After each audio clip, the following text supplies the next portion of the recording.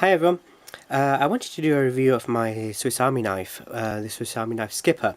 I absolutely love this Swiss Army knife and I wanted to share it with you. There are a couple of features on here which I absolutely love and find so useful even if I'm not sailing or when I'm actually at home.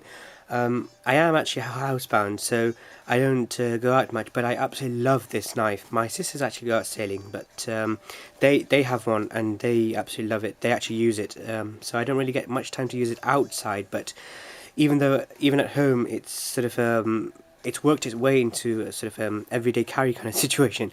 And yeah, I'll just show you why I love it. So first of all, I'll just show you the box. It just comes in a standard Victorinox box, nothing special about it. And this is the code for it. That's the model number at the top, and then skipper blue or marine blue color. So this is the knife itself, and I have it on just a standard lanyard with a marine orange ultimate survival jet screen whistle. And for me, safety is a big thing, and especially for anyone at sea, safety is sort of a huge aspect that you need to sort of be aware of and keep up to date with. So the knife, then I will do a quick review. I'll give you some measurements first of all. So closed, the tool is, so look,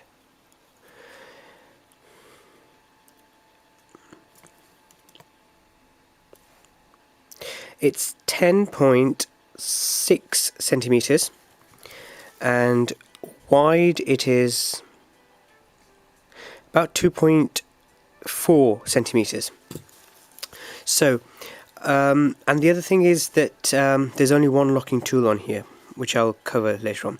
Now, the first feature of this that I absolutely love compared to other knives is that it is tabbed. It's almost like a file folder, whereas the other Swiss Army knives are sort of flat on the top. I'll just show you a quick example. This is my other sort of everyday use kind of thing. This is my Swiss Army knife Tinker Deluxe. So if you have a look at the profile across the top, I'll just lower that music down a little bit. It's almost flat, so if your hands are cold, and if you have very short nails, it's sometimes a bit difficult to get the things out. Whereas this one, it's a lot easier to get the things out of, to pull the things out and deploy the tools. So that's one of the first features that I absolutely love. So we'll cover the knife blade itself first of all. Actually, we'll go from what you see in front of you to back. So first of all, at the front you have the standard medium screwdriver, the wire stripper, the bottle opener, and the small screwdriver, the can opener. You do have the tweezers and the toothpick with it. On the obverse you have this corkscrew, and you don't have the hook in here, so you only have the reamer, which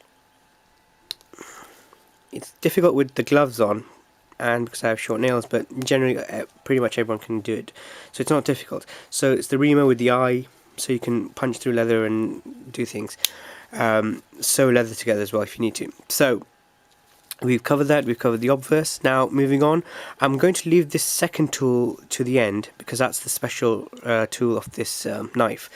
So moving one back, then you have the standard Swiss Army knife Victorinox small pair of pliers, and just under the pliers you have a Phillips head screwdriver.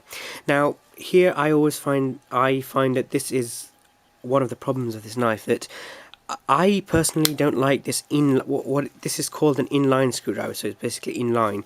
So you can sort of spread this out like this and use the screwdriver, but I just feel that when your hands are cold, especially in maritime situations where you don't wear gloves so that you can have actual grip from your skin onto something that you hold onto, so your hands will get cold. I would far rather that Phillips head screwdriver was here instead of the corkscrew, because being honest, I don't really have a use for this corkscrew.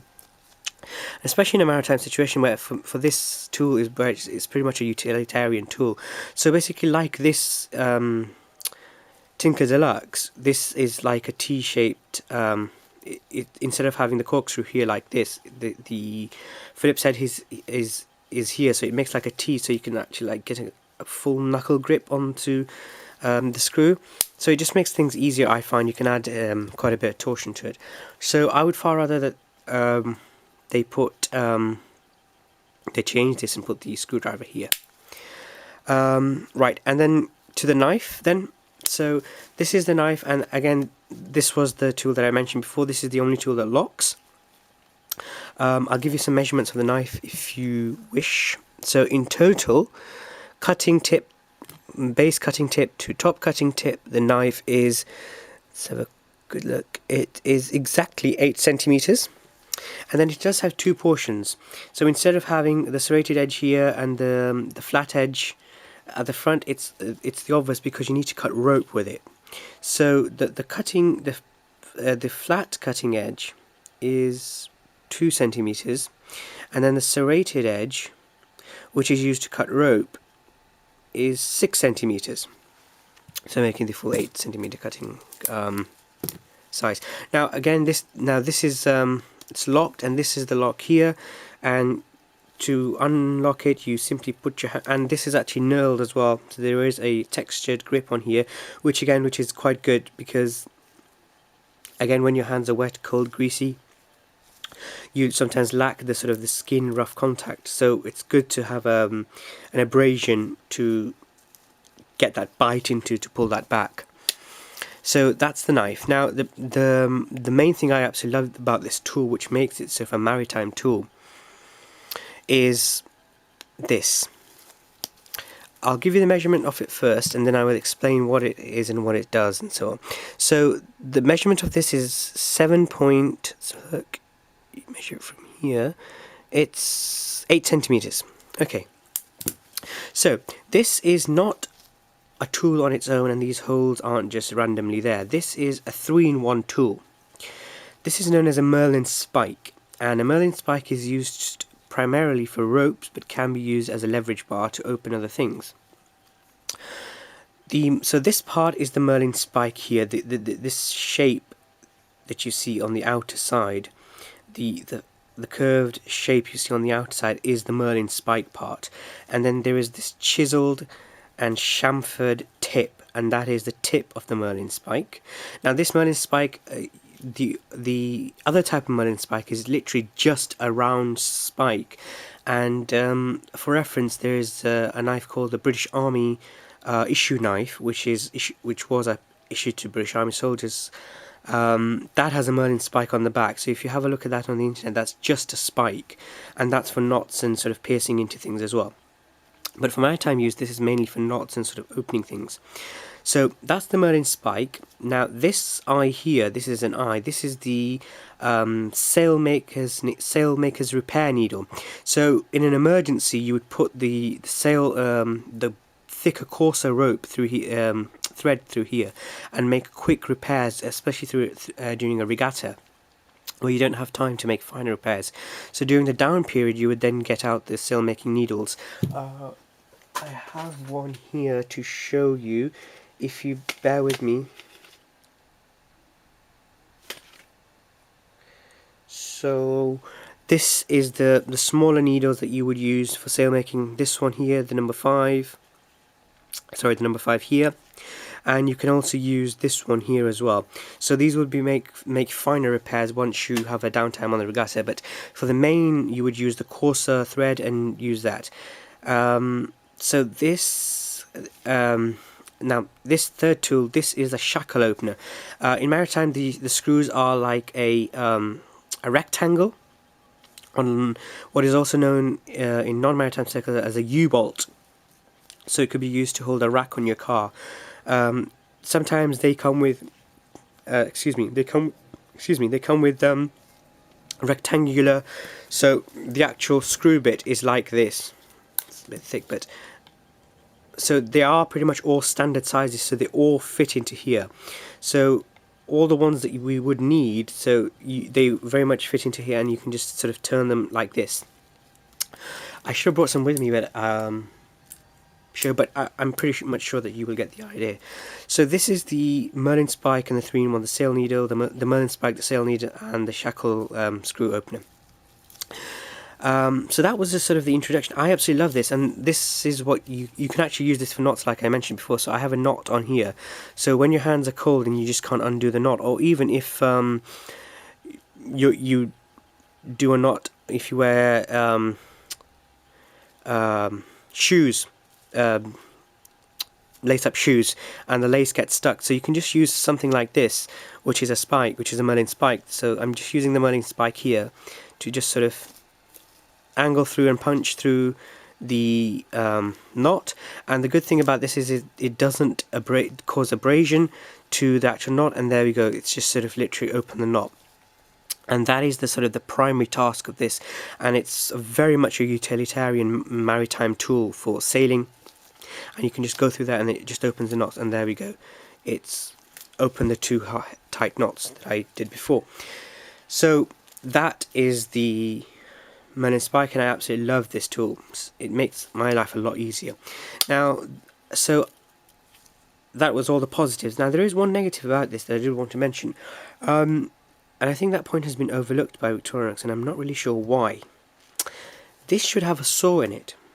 The reason being that in maritime situations, if you're even if your kayak, even if your kayak gets a hole in it, and you're sailing, we still carry wood, and the reason we carry wood, even though some kayaks and ships are like carbon fiber, is because when wood reacts with water, it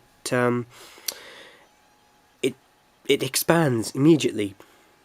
And you can carry soft marine wood, and that just expands. So what that does is it sort of acts like a tight balloon, and so if that was if for some reason the hull had been punctured, once you put the wood in, the wood would expand with the water, and that would tighten around the screw to make quite a tight water seal. And then you can put rubber around it, hold it down. So when you get more time, you can that would be like, it would stop the water. You can get rid of the water from the inside of the hull and then make more accurate more careful repairs. So we do have saws on board, and we do carry pieces of wood, but I would far rather that there was a backup saw on here. That would have been fantastic. I think that would make this tool one of the best multi-carry tools ever, even for non-maritime situations. If this had a saw, I obviously would carry a Leatherman, because my Leatherman Wave has a saw on it, simply because this doesn't have a saw. Now, if I ever get the chance to go sailing again, if I get well, if this had a saw, I would actually leave my Leatherman and just carry this. That's how much I trust this tool. So I really wish that Victorinox would make a few adjustments to this. Add a good heavy saw to this. Get rid of this corkscrew and take out the inline screwdriver. There's no need for it there. And put it here. And perhaps what I would like is to have a hole here. Obviously you don't get a hole with this, because you don't get the pin with it, but I would like a pinhole here, so that I could put my sailmaker's needle into there, and then that would be one complete package. Even if it's not there, the hole could be made here. There is plenty of space in the tips here. Maybe not on this side because there's a lock on this side, but there's plenty of space here. Like on my cyber tool, I have a pen here, and I have a tweezers here, so there's plenty of space here to make a hole for a standard sailmaker's needle, and then that would be one entire trustworthy tool chest for maritime, and for pretty much anything that you'd want to do getting out and about. It could even be used to fix tents and so on.